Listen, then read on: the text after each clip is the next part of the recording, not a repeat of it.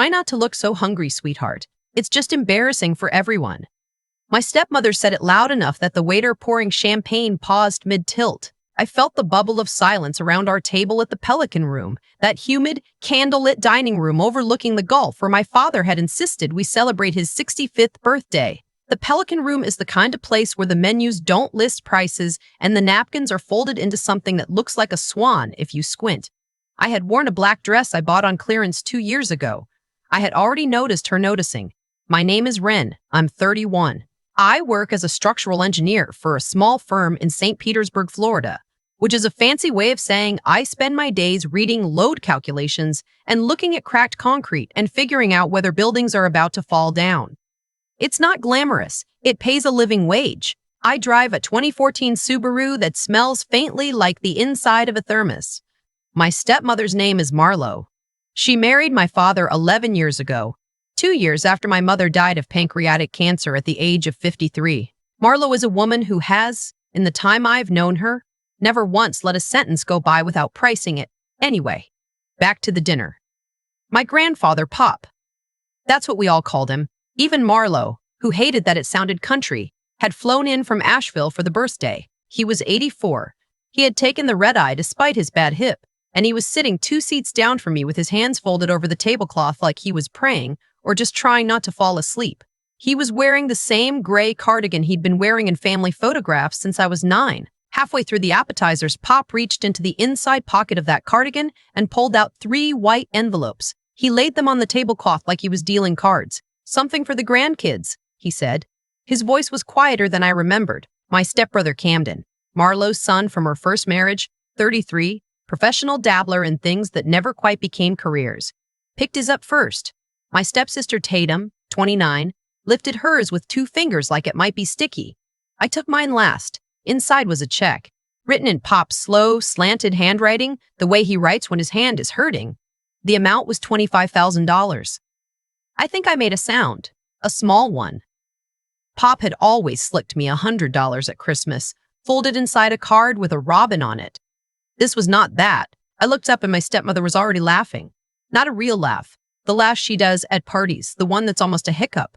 She reached across the table and plucked the check out of my hand before I could close my fingers. "Oh, Pop, stop! Don't do this to her." She turned the check around and waved it like a fan. "Ren, honey, you know these are from that old Wachovia account he closed in. What, 2009? It's not real money. It's a sentimental gesture. Don't get all teary-eyed. My father, who was born from the same body as Pop, who was sitting right there, chuckled. Just chuckled. Took a sip of his bourbon, said, 'Marlo, leave it alone.' Marlo didn't leave it alone. Marlo didn't leave it alone. She handed the check back to me upside down and said, 'Ren, do not embarrass yourself by trying to deposit that. Just frame it. It's cute.' Camden, my stepbrother, ripped his check in half right there at the table. He grinned at Pop like they were sharing a joke. 'Thanks anyway, old man.' Then he tore it into quarters and dropped the pieces into his bread plate on top of the butter. Tatum giggled. She actually giggled. She pulled out a lighter. She still smokes, which Marlo pretends not to know, and held the corner of her check over the flame from the table candle until it caught. She let it burn down almost to her fingers and then dropped it in the empty water glass. The smoke smelled bitter.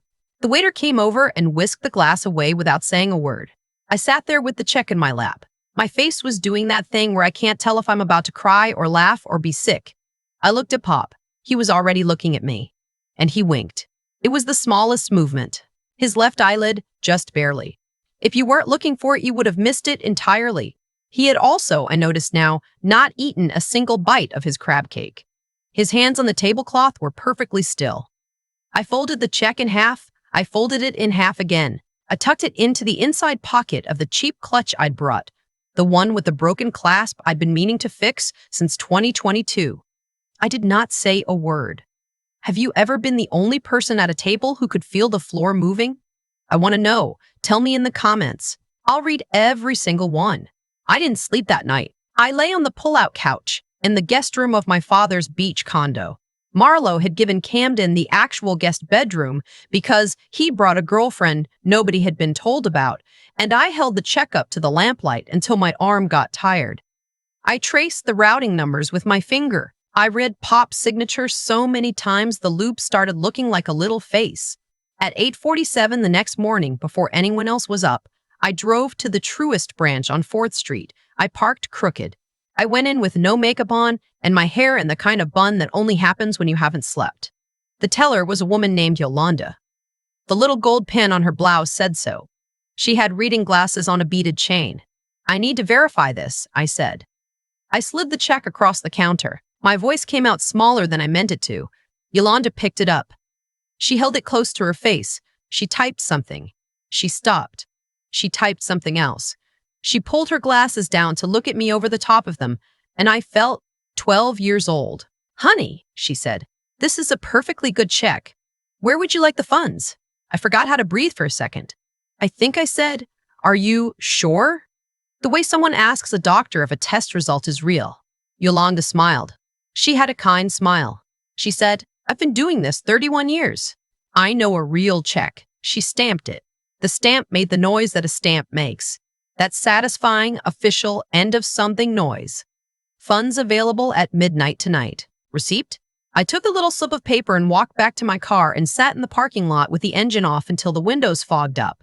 The receipt said my account had a current balance of $25,483.16. The $483.16 was mine. It was what was left after rent and the dental thing in February. The $25,000 was Pop's. It was real. I want to tell you something about the math of my family, because if you don't understand the math, you won't understand why my hands were shaking. My father grew up middle class in North Carolina. Pop was a union electrician. My grandmother taught 4th grade. They paid off their house in 22 years. My father went to NC State on a scholarship and met my mother, who was the daughter of a man who owned a chain of feed stores in Central Florida. When my mother's father died, my mother inherited the business. When my mother died, my father inherited the inheritance. My mother left a will. I have not seen it in 14 years. I was 17 when she died, which meant I was a minor, which meant my father had power of attorney over the portion she'd left to me. There was a trust. I knew there was a trust because I'd overheard my mother on the phone with her lawyer in the last weeks when she was trying to set everything up before she got too sick to think. She told the lawyer very clearly, I was sitting on the stairs, that she wanted me to receive the trust at 25. I am 31 years old. I have never received a trust. When I turned 25, I asked my father about it. He said, "Sweetheart, the market wasn't great that year. We thought it was better to let it grow." When I was 27, I asked again.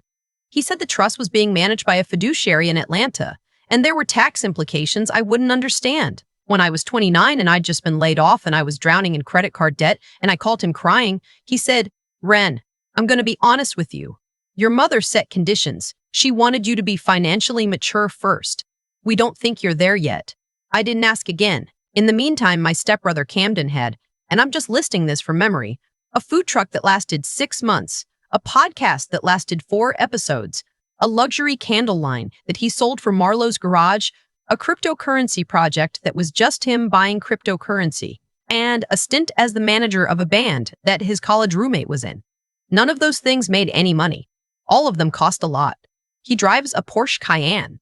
It's white. He bought it 3 years ago. I remember because he posted a picture of himself leaning against it on Instagram with the caption, "Earned it." Earned what? Tatum is a wellness influencer. That's what she calls it. She has 41,000 followers, mostly bots. Marlo paid for her certification in something called intuitive nutrition, which is not a real thing. Marlo also paid for the down payment on the condo Tatum lives in Sarasota. Marlo also pays the HOA fees. I have asked my father for help exactly 4 times in 11 years. The answer's in order. We have to teach you to stand on your own. That's what credit cards are for, sweetheart. Have you considered budgeting? And my favorite, Ren, you have a degree in engineering. Surely you can figure this out. Sitting in that fogged up Subaru with the deposit slip in my hand, looking at the ghost of my own face in the windshield, I felt something crystallize.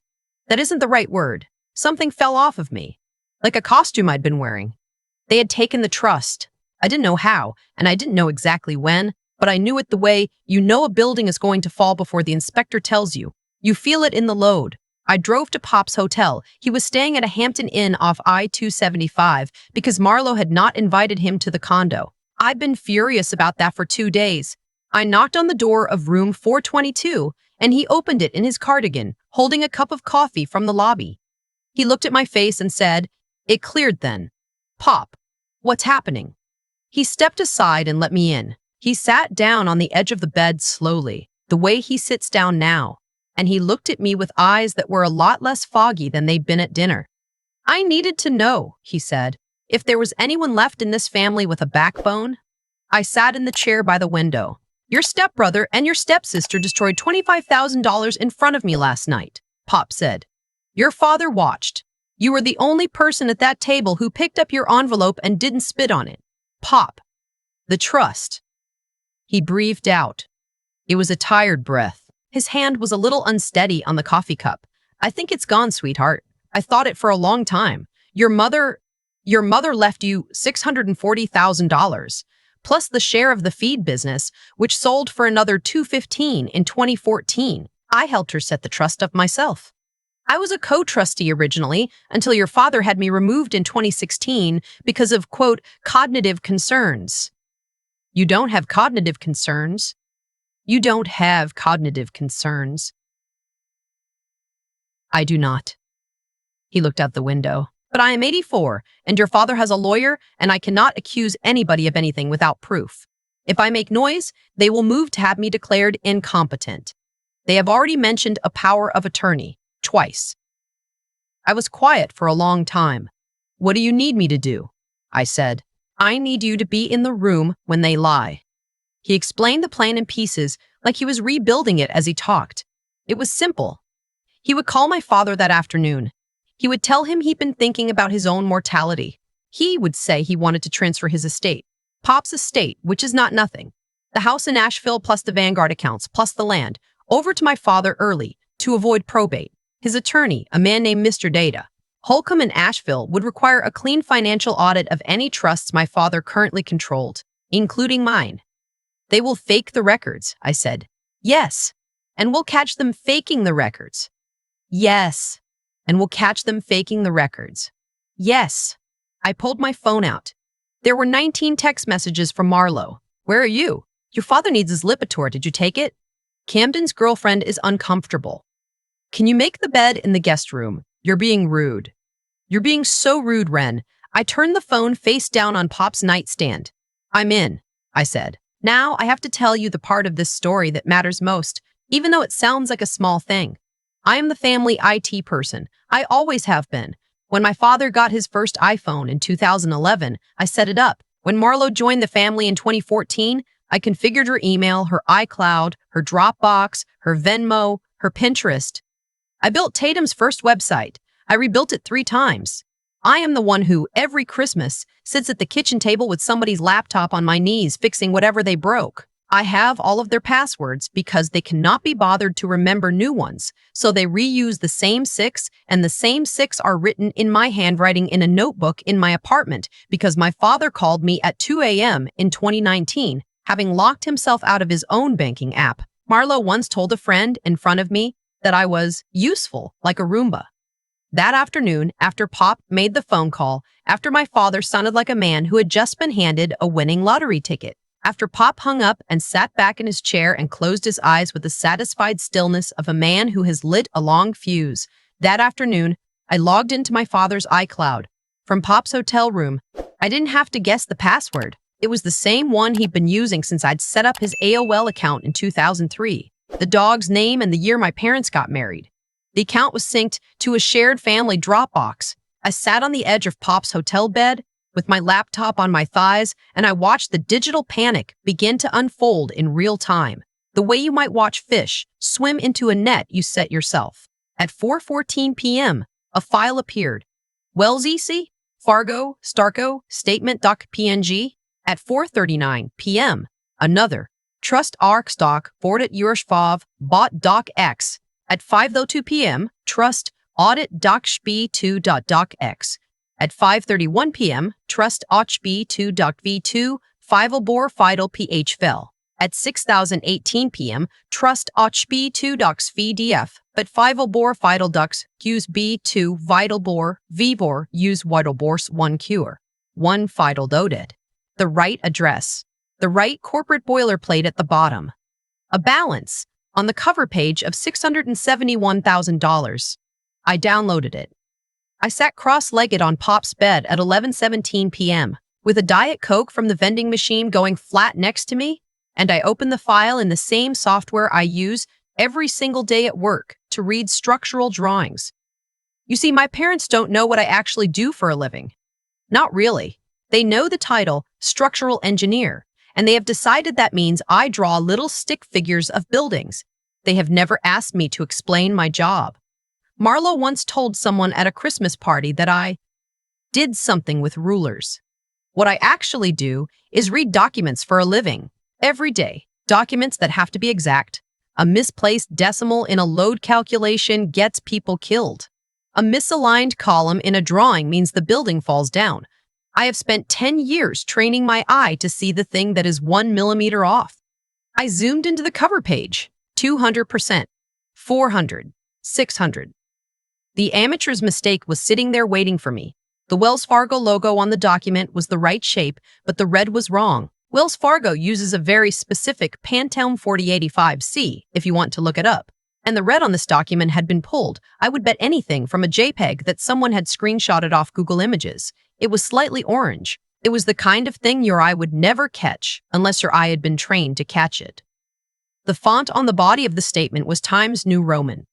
Wells Fargo's actual statements use a proprietary typeface that's a modified version of Helvetica Neue. The numbers, the balance numbers, the column of dates were in Calibri, which is a Microsoft Word default. 2 different fonts on the same document. A real bank does not do this. The turning between the digits in the balance was uneven. 671 had been typed over something else, and whoever did it hadn't fixed the spacing, so the 7 and the 1 were practically touching while the 6 floated alone. I right-clicked the file. I opened the document properties. Author, Marlo Halberton. Created. Today's date, 4:39 p.m. Software, Adobe Photoshop CC 2021. Last modified by Marlo Halberton. She had not even bothered to wipe the metadata. She had not bothered because she did not believe anyone in our family was capable of looking for it, including me. Especially me. I exported the metadata report. I saved a copy to a thumb drive. I saved another copy to an encrypted folder on my own iCloud. I emailed the 3rd copy to myself at my work account. I sat on Pop's hotel bed at midnight feeling absolutely calm in a way I had not felt in 14 years. I closed the laptop. Pop was awake in the chair by the window, watching me. They used Times New Roman and Calibri on the same page, I said. He smiled. The smile was small and cold and not at all foggy. See you at the meeting, he said. The meeting was at Mr. Holcomb's law office, a long conference room on the 17th floor of a building in downtown Tampa. The windows looked out over the bay. It was one of those bright Florida days where the light comes in flat and white and honest. I sat at the far end of the table. My laptop was closed. I had on the same black clearance dress, and I had not bothered to do anything fancy with my hair. I was the help, and the help wears whatever the help wears. Mr. Holcomb sat at the head. He was a thin man with white eyebrows and the kind of voice that cost $400 an hour. Pop sat beside him in his cardigan, hands trembling on the table again, performing the exact frailty he had performed at dinner. At 10 a.m. on the dot, the door opened. My father came in first. He was wearing a navy blazer that didn't quite button. Marlo came in behind him in a cream pantsuit and a gold cuff bracelet I had never seen before. Camden trailed in last in jeans, looking like someone had asked him to come to court without telling him why. They didn't look at me. I want you to understand that. They walked past me as if I were the AV cart. Apologies, Mr. Holcomb, my father said. Big, hearty voice. Traffic on the bridge. Of course. Mr. Holcomb gestured at the empty chairs. Marlo set a leather portfolio down on the table with a soft, expensive thunk. She slid it across to Pop. The complete audit of Wren's trust, she said. I think you'll be very pleased. We've managed it conservatively. The current balance is $671,000 and change. We can talk about distribution when she's ready. Pop did not touch the portfolio. He raised one trembling hand and gestured vaguely toward me. Ren, dear, put it on the screen. My eyes. Marlo's smile flickered. Just for a second. She turned to me and her voice went sweet in the way it goes sweet when she is angry. Ren, sweetheart, please don't break the projector. Just put the cover page up. You don't need to scroll through. Try not to embarrass yourself. I won't, I said. I plugged my laptop into the HDMI cable. I had spent the morning preparing for exactly this. The first thing on the screen was the cover page of the document she had emailed Mr. Dell Holcomb an hour ago. $671,000. The Wells Fargo logo. Everything in apparent order. My father exhaled. He thought it was over. You always told me, I said, that engineering was just stick figures and rulers. I clicked once. The cover page magnified. The Wells Fargo logo filled half the wall. This logo is not Pantone 4085C, I said. This is the wrong red. It's been pulled from a low-resolution image, probably a Google search result. I can show you the JPEG compression artifacts around the wagon if you'd like. I clicked again. A second image appeared next to the first. The actual Wells Fargo logo, pulled from their corporate brand guidelines, which are publicly available. This is the real one. Notice the difference. The room was very still. I clicked again. The body text of the statement filled the screen. This document uses Times New Roman for the body and Calibri for the numerical fields. Wells Fargo uses a proprietary modified Helvetica Neue. They would never use two different fonts on a single statement. This is a Microsoft Word default and a Photoshop default sitting on the same page. Click. The balance line magnified 600%. The kerning between the 7 and the 1 was visibly broken. This number was typed on top of an existing number. The spacing wasn't corrected. You can see where the original digits were erased. Marlo's face had gone the color of the tablecloth at the Pelican Room. I'm not finished. I clicked one more time. The metadata report filled the wall. Document properties author, Marlo Halberton. Date created, yesterday. Time created, 4:39 p.m. EST software, Adobe Photoshop CC 2021. Last modified by Marlo Halberton. Marlo stood up. The chair behind her scraped. She said, that's been tampered with. Ren, you have always been. Sit down, Pop said. He said it the way you would say it to a dog. Marlo sat down. My father's mouth was open. He looked at Mr. Holcomb. Mr. Holcomb was already turning a page in his binder. For the record, Mr. Holcomb was already turning a page in his binder. For the record, Holcomb said, the trust agreement signed by the late Mrs. Halberton in 2011 contains a no contest clause and a fraud clause. Specifically, Section 4, Paragraph C. Any trustee found to have falsified documentation pertaining to the trust shall immediately and without contest forfeit any present or future inheritance from the estate of either Halberton parent. He closed the binder. Mr. Halberton, you and your wife have just disinherited yourselves from your father's estate, which was scheduled to be transferred to you next week and which, as you may recall, is valued at approximately $14 million. My father made a sound. It was not a word. I borrowed it. His voice was small. I borrowed it for Camden. For the businesses. I was going to put it back. You stole $640,000 from your daughter, Pop said quietly, and then you forged a federal banking document to cover it up. That's a felony, son. 2 felonies? Camden was already standing. He was looking at the door. I almost felt something for him in that moment. Almost. Marlo grabbed my wrist as I was unplugging my laptop. Her nails were in my skin. Ren, she hissed. Honey, we are your family. I looked at her hand. I waited until she let go. No, I said. I was the help, and the help is going home. I want to tell you what happened after, because I know you want to know. The comments under the last video I made about my family asked, and I read every one. The legal stuff took 8 months. The DA's office in Tampa picked it up because the forged document had crossed state lines through email. That's federal wire fraud, which is the kind of thing prosecutors get excited about. My father pled out. 18 months in a minimum security facility in Pensacola. He'll be out next spring. Marlo got 12 months and is currently appealing. She also lost her real estate license, which I think bothered her more than the prison. The trust was not technically recoverable in full.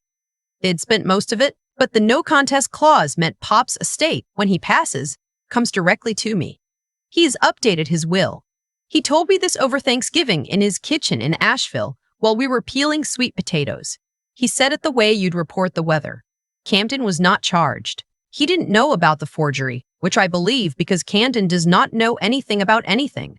He has, last I heard, started a podcast about wellness for men. Tatum unfollowed me on Instagram. I unfollowed her back, which I will admit gave me a small mean pleasure I am not going to apologize for. I left the engineering firm. I started my own consultancy, just me and a part-time bookkeeper. I do forensic structural work, investigating buildings after collapses, after hurricanes, after insurance disputes. I also take, occasionally, document analysis cases. I have a contract with a small law firm that handles elder fraud. They send me 3 or 4 files a month. I find what's wrong with them. I find it every time. Pop spent Christmas with me last year. We rented a cabin in the Smokies. We didn't talk about my father once. My phone rang last week. It was a number I didn't recognize but suspected. Federal Facility area code. I let it go to voicemail. I did not listen to the message. I want to leave you with something my mother told me when I was 13 and crying about being picked last for something at school. She said, "Ren, the people who think you're nothing are usually the ones standing in a room you built." I didn't understand it then. I do now. The people who think you're useful. Like a Roomba? They are the ones who don't know what a Roomba is. They are the ones who, when you finally stop cleaning up, are very surprised to discover the dirt was theirs. If anybody at your dinner table has ever made you feel small for being competent, for noticing, for paying attention, for doing the math when nobody else would, I want to hear about it. Down in the comments, tell me. I'm listening this time. Quiet hands, steady eyes, don't argue. Just notice. That's all it takes. I've thought about that night at the Pelican Room more times than I'd like to admit. Not because of the check, or the bank, or even what came after in that conference room on the 17th floor. I think about the wink, the smallest movement Pop made across a crowded table, and how it changed the entire course of my life because I happened to be paying attention. Here's what I keep coming back to. My stepmother Marlo didn't lose because she was greedy. Plenty of people are greedy and never get caught. She lost because she was lazy in the specific way that contempt makes people lazy. She didn't change the metadata on the file because she didn't believe I could read metadata. She used Times New Roman and Calibri on the same document because she didn't believe I'd ever zoom in. Camden ripped that check up at the table because he genuinely didn't think his grandfather had anything left worth giving him. Tatum burned hers because she'd watched her mother do it first. And my father, my own father, chuckled into his bourbon because he had stopped seeing me a long time ago. And you cannot fool the people you have stopped seeing. That is the real engine of what happened. Cause and effect. They taught me, year after year, to disappear in plain sight. They taught me to be useful and quiet. And they taught me by punishing me whenever I was anything else. And then the moment came when being useful and quiet was the most dangerous skill in the room for them, and they had built it into me themselves. I want to say something to anyone listening who feels small at their own dinner table. 3 things, really. The first is about decency. Don't become them. The temptation when something like this happens is to harden into the same shape that hurt you. I felt it. I still feel it some days. But cruelty isn't a victory. It's just a loan you take out against yourself, and the interest is brutal. Pop didn't teach me to win. He taught me to be exact, and to be exact with mercy when I could. The second is about the mind. Sharpen it. Sharpen it on something specific. Something people will dismiss. The world is full of people who think your work is decorative, your art, your engineering, your spreadsheets, the way you organize a kitchen. Let them think it. Get better anyway. The day comes, sooner or later, when somebody hands you a forged page and you are the only person in the room who can see the seam.